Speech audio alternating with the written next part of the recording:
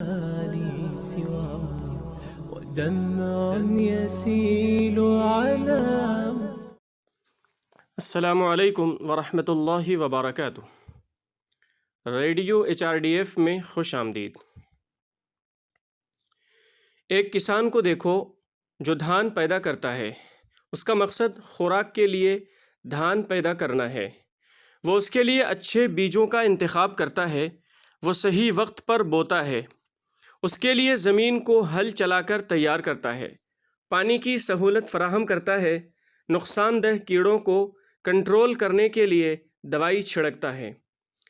ضرورت کے مطابق کھاد کا استعمال کرتا ہے۔ اس طرح دھان پکنے تک اس کا خیال رکھتا ہے۔ اس کے پاس فصل کاٹنے کے تمام اوزار ہیں۔ انسانی زندگی بھی ایسی ہی ہے۔ اسے بھی بہتر فصل کاٹنا چاہیے۔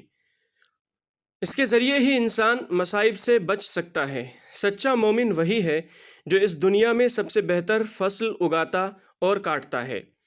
نیکی کے بیج بونے اور کاٹنے کا موقع صرف اس دنیا میں ہے۔ اسی لیے رسول اللہ صلی اللہ علیہ وسلم نے اس دنیا کو آخرت کی کھیتی قرار دیا۔ وہ آخرت کے لیے مسلسل کوشش کرتے رہتا ہے۔ اس دنیا کی کھیتی پر انسان مسلسل آخرت کے لیے اعمال کے بیج بوتے رہتا ہے۔ اس کے پاس آرام کا وقت نہیں ہے، کیونکہ وہ ضروری احتیاطی تدابیر اختیار کرتے رہتا ہے۔ اللہ کے نبی صلی اللہ علیہ وسلم نے ہمیں آخرت کے شعور اور ہوش کے ساتھ کام کرنے کا درس دیا ہے، کیونکہ یہ دنیاوی زندگی کسی بھی لمحے ختم ہو سکتی ہے۔ ایک کہاوت ہے، جب آپ دنیا کے لیے کام کرتے ہیں تو ایسے کام کریں جن سے آپ ہمیشہ کے لیے زندہ رہیں، لیکن جب آپ آخرت کے لیے کام کریں تو ایسے کام کریں جیسے کل مرنے والے ہیں۔ امام غزالی رحمۃ اللہ علیہ نے اپنی کتاب ایھا الولد میں اس کو مزید تفصیل سے بیان کیا ہے۔ اعمل لدنیاک بقدر مقامک فیہا، دنیاوی زندگی کے لیے اپنی ضروریات کے مطابق کام کریں۔